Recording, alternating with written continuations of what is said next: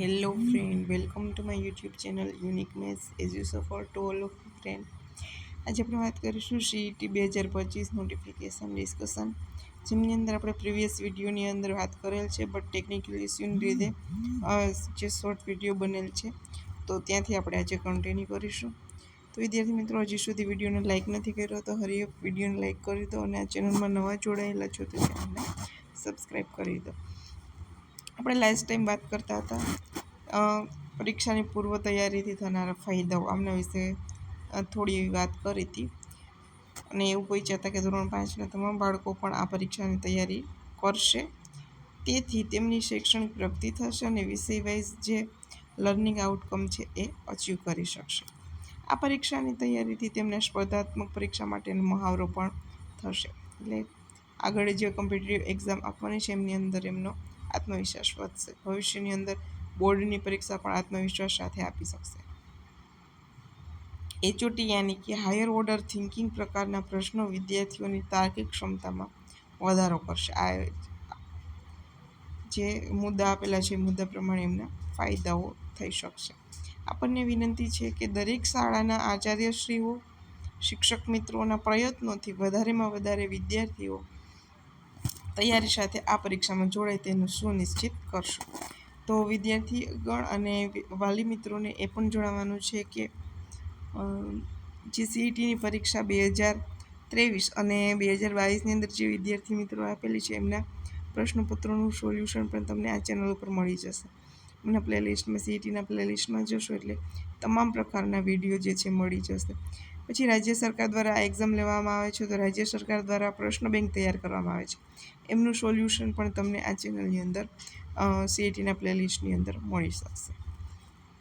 તો હજી સુધી વિડીયો લાઇક નથી કર્યું તો લાઇક કરી દો, અને ચેનલમાં નહીં જોડાયા હોય તો ચેનલને સબસ્ક્રાઈબ કરી દો, જેથી કરીને જે ન્યૂ અપડેટ છે એમનું નોટિફિકેશન આપને મળતું રહે.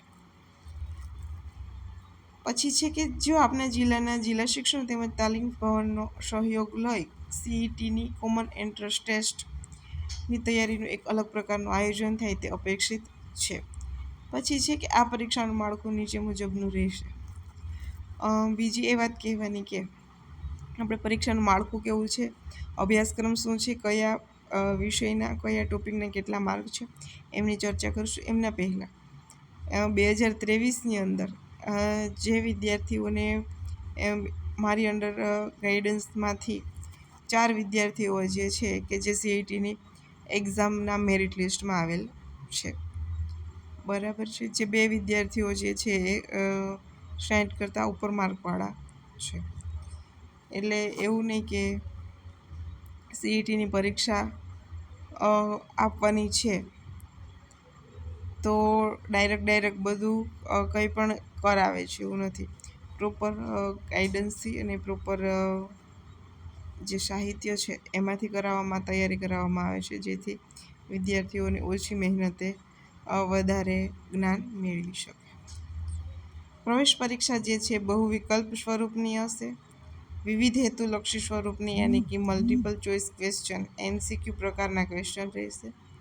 પ્રવેશ પરીક્ષાનું પ્રશ્નપત્ર છે 120 માર્કનું હશે અને સમય 150 મિનિટનો રહેશે,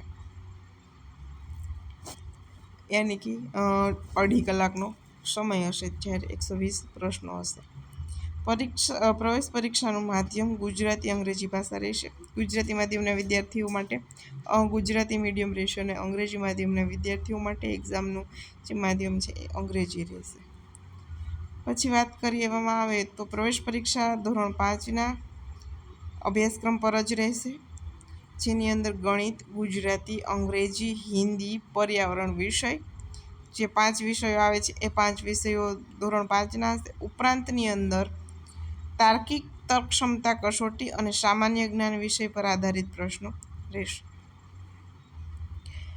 એટલે કે 6 થી 7 વિષયના 120 માર્કમાંથી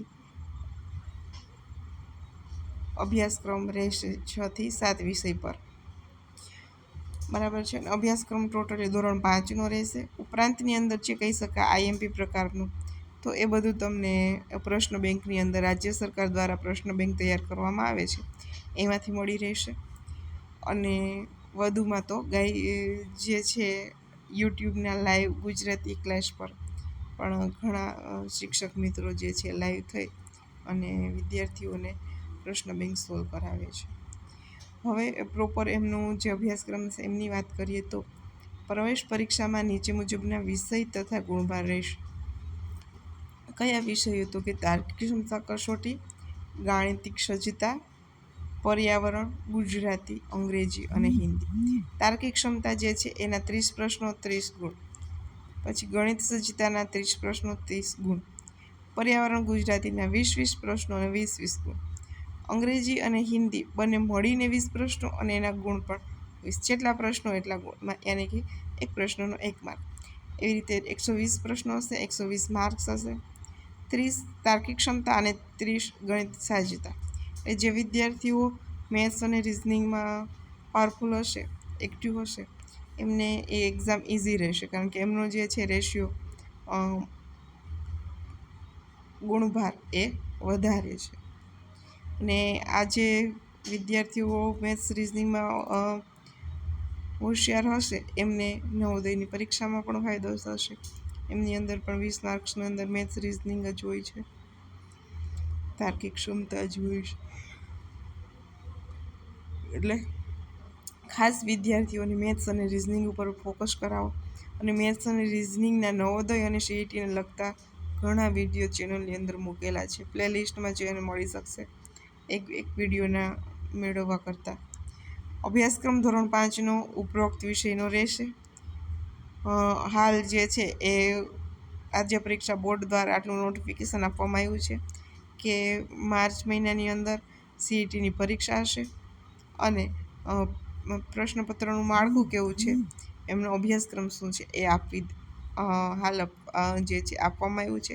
અને કયા કયા પ્રકારના વિદ્યાર્થીઓને ફાયદા થાય છે એમના વિશે કહેવામાં આવ્યું છે. એમની એક્ઝામના ફોર્મનું પ્રશ્ન રહે વાલી અને વિદ્યાર્થી મિત્રોને. તો એમના એક્ઝામના ફોર્મ જે છે દિવાળી પછીના વેકેશનની અંદર ડિસેમ્બર જાન્યુઆરી પછી જે છે એમના ફોર્મ ભરાતા હોય છે. હજી સુધી કશું એનું ફોર્મ ભરવાનું નોટિફિકેશન આવેલ નથી, બટ એક્ઝામ ક્યારે હશે એ આવેલું છે. એટલે કે જે પ્રથમ સત્રનો અભ્યાસક્રમ અને દ્વિતીય સત્રનો બંનેનો અભ્યાસક્રમ મળી અને સીઈટીનો અભ્યાસક્રમ બને છે. એટલે વિદ્યાર્થી મિત્રો ખાસ હજી તમે સીઈટીની પરીક્ષા આપવાના છો તો તમારા ધોરણ 5ના અભ્યાસક્રમ ઉપર ફોકસ કરશો. તો હજી સુધી તમે વિડીયોને લાઈક નથી કર્યો તો હરીયપ વિડીયોને લાઈક કરી દો અને ચેનલને સબસ્ક્રાઈબ કરી દો. Thank you friend.